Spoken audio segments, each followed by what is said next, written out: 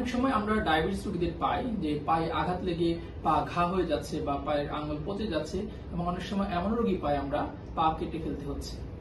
আমি doctor Mazharul Tanim, medicine, diabetes, thyroid, hormone রোগ বিশেষজ্ঞ। আজকে কথা বলবো ডায়াবেটিস রোগীদের পায়ের যত্ন নিয়ে।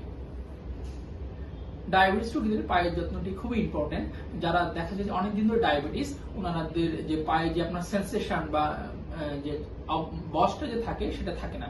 দেখা যায় পায়ের যে আপনার অবশ্যই যাওয়ার কারণে ওনারা বিভিন্ন আঘাত পাচ্ছে বা পায়ে কিছু মানে গুঁতো লাগছে, সেটার সেই সেন্সেশনটা ওনারা বুঝতে পারে না। অনেক সময় সেই স্বল্প আঘাত থেকে সেটা আস্তে আস্তে আপনার বড় ধরনের ক্ষতর সৃষ্টি হয়, এবং অনেক সময় ডায়াবেটিস রোগীদের পায়ে পচানো ধরে, সেটাকে আমরা বলি ডায়াবেটিক ফুট। এই ডায়াবেটিক ফুড থেকে বাঁচার জন্য আপনাদের যেটি প্রথমে করতে হবে, ডায়াবেটিস খুব ভালো পরিমাণে নিয়ন্ত্রণ রাখতে হবে। আমরা দেখতে পাই যে রোগীরা হাসপাতালে ডায়াবেটিস ফুড নিয়ে ভর্তি হয় বা ডায়াবেটিস জনিত পায়ের সমস্যা নিয়ে ভর্তি হয়, অধিকাংশই ডায়াবেটিস পূর্ববর্তী অবস্থায় ভালো কন্ট্রোলে ছিল না বা নিয়ন্ত্রণে ছিল না। এই ডায়াবেটিস আপনার নিয়ন্ত্রণে রেখে সেই ডায়াবেটিক জনিত পায়ের সমস্যা সেটি থেকে বেঁচে থাকতে পারেন। এছাড়াও যখন আপনারা সারাদিনের কাজকর্ম করে বাসায় যাবেন, তখন রাতে ঘুমানোর আগে পাটা পরীক্ষা করে দেখবেন যে পায়ে কোনো আঘাত লাগলো কিনা বা পায়ে কোনো ক্ষত সৃষ্টি হচ্ছে কিনা।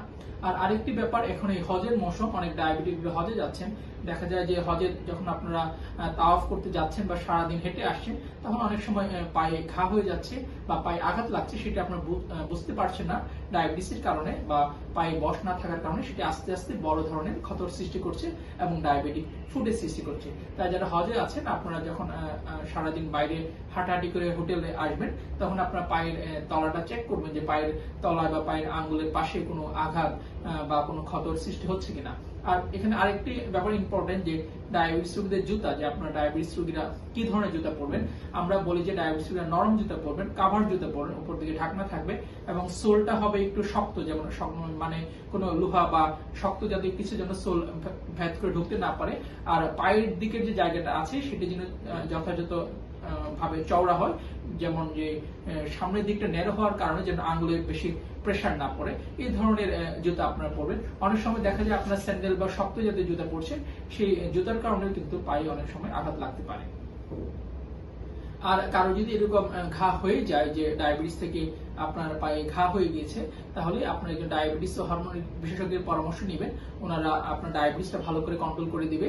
সেই সাথে একজন সার্জারি বিশেষজ্ঞ ডাক্তারও দেখবে, সেটি নিয়মিত ড্রেসিং করবে এবং অ্যান্টিবায়োটিক যা যা লাগে সেগুলো দিবেন। আর যাদের এরকম ঘা হয়ে গেছে, আপনারা সেটা শুকানোর জন্য বেশি করে লেবু জাতীয় খাবার খেতে পারেন, লেবু, আমলকি এগুলো খেতে পারেন। অনেক সময় দেখা যায় রোগীরা যে মালটা খাচ্ছেন, মালটা কিন্তু অনেক সময় ব্লাড সুগার বাড়ায়।